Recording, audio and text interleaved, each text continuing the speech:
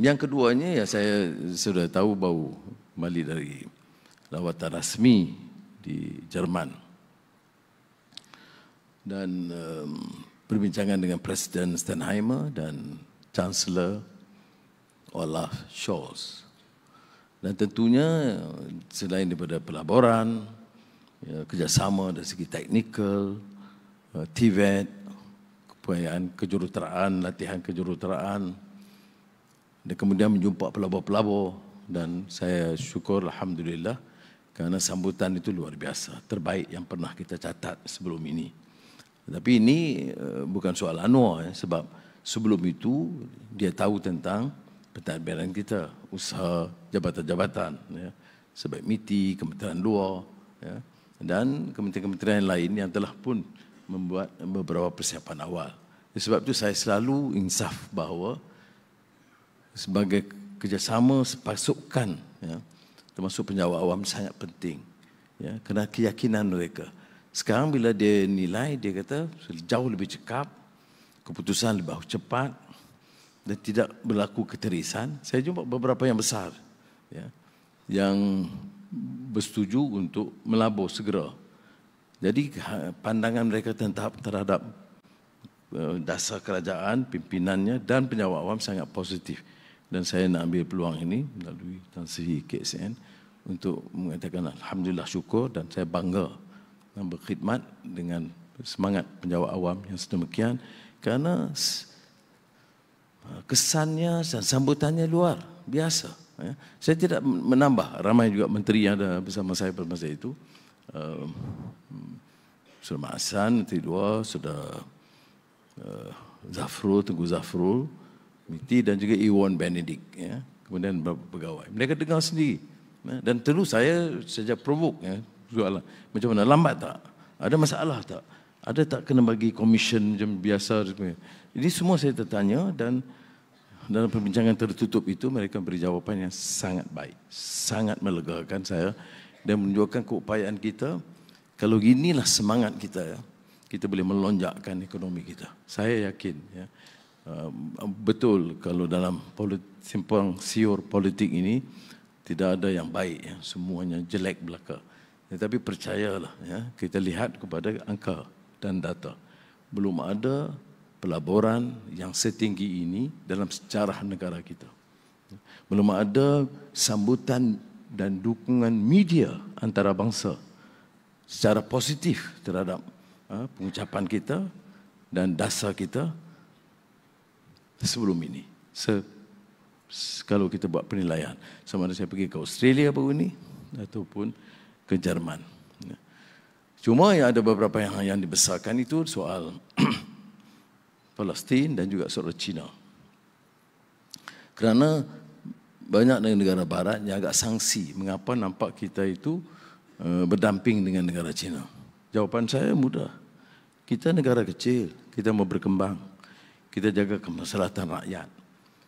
Pelaburan secara menyeluruh, cumulative investment from United States, itu masih nombor 1. Dan kita tidak ada masalah. Pelabur dari Amerika datang, kita sambut dengan baik. Tetapi negara China ini negara jiran. Dan kita tak ada sebab mengapa nak timbulkan permusuhan. Ada beberapa perbezaan pendapat, kita bincang. Tapi dalam beberapa hal, soal pelaburan, soal kerjasama, hubungannya sangat baik. Jadi saya ambil pendekatan yang sama. Menggalakkan pelaburan dari timur dan barat, Amerika, China, India, Australia, ya, yang akan memberi manfaat kepada kita. Jadi saya pun bila ditanya soalannya buat China phobia ataupun Sinophobia, saya jawab tak ada sebab kita nak ada permusuhan dan anti siapa. Malah dengan Amerika Syarikat pun sekalipun kita berbeza pendapat dengan Amerika Syarikat kerana sikap mereka dalam soal perang Israel, Palestin ataupun keganasan dan kezaliman Zionis Israel ke atas bumi Palestin, khususnya Gaza. Dan kita suarakan dengan terang. Malah dalam pertemuan sidang media dengan Chancellor Jerman, sudah tahu Jerman ini bukan negara kecil. Jadi saya pun tahu juga saya ni pemimpin kecil dari negara Malaysia. Bukan saya nak pilih untuk membuat kenyataan yang keras terhadap orang lain. Saya lebih baik tumpu perhatian untuk betulkan ekonomi negara kita dan struktur negara kita, mengangkat martabat negara kita. Tetapi kalau anak-anak kecil, bayi, wanita, orang yang tidak bersalah itu dihancurkan tiap hari, saban hari, maka berdepan dengan Presiden Biden, saya tentu mengambil kekuatan untuk menyatakan sikap dan pendiriannya. Saya kata, saya tidak bangkitkan soal dia iktiraf Israel, saya tidak bangkitkan soal dia sokong Israel, tapi saya kata hentikan kezaliman dan pembunuhan ini segera. Ini seperti sudah tahu beberapa bulan yang lalu berdepan dengan Presiden Biden. Kemudian di Australia soal China, bila ditanya, saya tidak memulakan kalau dalam menyampaikan pandangan dalam sidang media. Selalunya bila disoal dengan gitu provokatif, mengapa Malaysia ni pilih untuk mendukung negara China, maka saya jawab, siapa masalah